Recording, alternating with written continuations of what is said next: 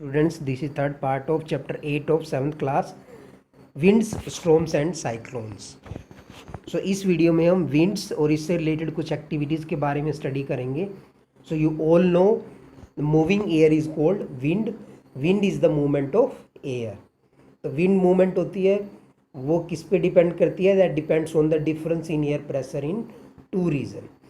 तो आइए वो देखते हैं हम कैसे विंड की मूवमेंट होती है. तो high speed winds are accompanied by reduced air pressure. तो मतलब जहाँ एयर प्रेशर कम होगा वहाँ विंड स्पीड क्या होगी? हाई होगी. या आप ये कह सकते हो when the speed of wind is increases it lower down the air pressure.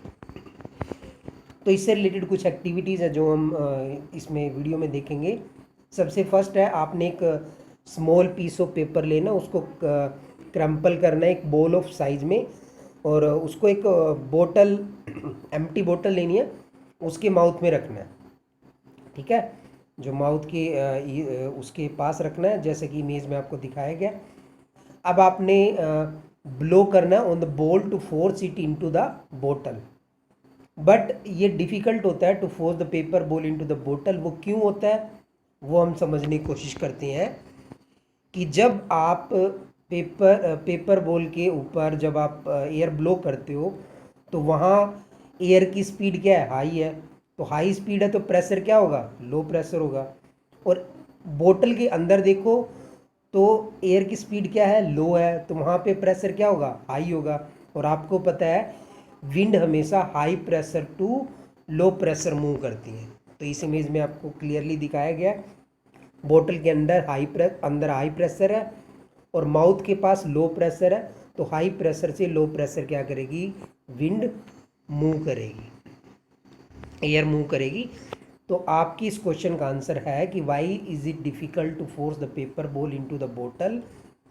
कि जब हम जो बोतल का माउथ है वहाँ पे एयर ब्लो करते हैं तो air near the mouth has higher speed.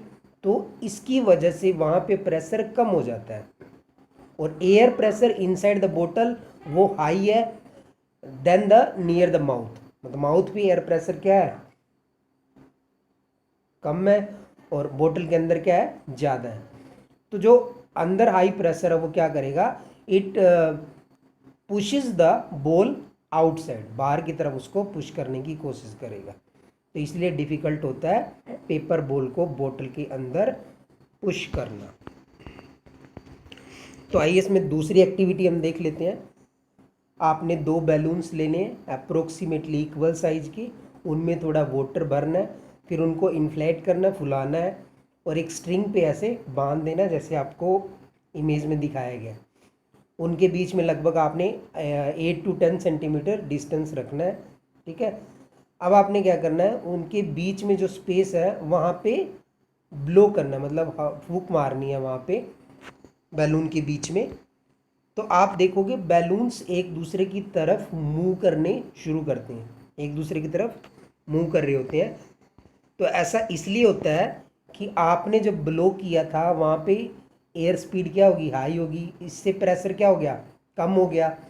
और बैलून की साइड में प्रेशर क्या हो गया? ज़्यादा हो गया. अब विंड क्या करेगी? High air pressure to low air pressure move करेगी, तो वो बैलून्स को पुश करती है. तो इसका आंसर होगा when we blew between the balloons they moved towards each other. जब आपने ब्लो किया तो high speed of air pressure reduce the pressure between the balloons. और जो बैलून्स के साइड में जो प्रेशर है वो उसको पुश करेगा, फोर्स करेगा टू मूव इनवर्ड, मतलब एक दूसरे की तरफ मूव करने के लिए फोर्स करेगा वो. तो ये भी एक्टिविटी आपको यही प्रूव करती है कि लो एयर प्रेशर होता है तो विंड स्पीड बढ़ती है, एयर स्पीड बढ़ जाती है. नेक्स्ट एक्टिविटी है एक्टिविटी नंबर 3. इसमें आपने क्या करना? होल्ड स्ट्रिप ऑफ पेपर लगभग 20 centimetre long and 3 centimetre wide between your thumb and four finger. आपके आगे वाली जो उंगली है और जो थंब है उसके बीच में आपने होल्ड करना और ब्लो करना, उस पेपर को ब्लो करना है. तो जब आप ब्लो करोगे तो आप देखोगे वो जो पेपर है वो ऊपर की तरफ जाने लग जाता है. अब वो क्यों जाता है? जब आपने ब्लो किया था तो विंड स्पीड क्या हो गई थी? बढ़ गई थी. तो जहाँ आपने ब्लो किया था वहाँ हाई विंड स्पीड की वजह से लो प्रेशर हो गया, पेपर के नीचे हाई प्रेशर हो गया। तो हाई प्रेशर से लो प्रेशर विंड क्या करती है, मूव करती है, तो वो पेपर को ऊपर की तरफ उठाएगी। ठीक है, तो आपको शायद एक्टिविटी समझ में आ रही है, इसमें क्या समझाना चाह रहे हैं। तो इसका भी रिजल्ट हम देख लेते हैं कि when you blue over the paper strip it went upward, वो क्यों जाती है। Blowing over the paper reduce the air pressure above the strip, strip से ऊपर का जो एयर प्रेशर है वो कम हो जाता है क्योंकि आपने वहाँ पे ब्लो किया था। And air pressure below the paper strip is higher, तो हाई प्रेशर क्या करता है, लिफ्ट अप कर देता है पेपर स्ट्रिप को। ठीक है, तो आई होप आपको तीनों एक्टिविटी अच्छे से समझ में आई। फिर भी नहीं समझ में आती तो आप क्वेश्चन पूछ सकते हैं। आप यहाँ तक वीडियो को अच्छे से देख लें। Thank you.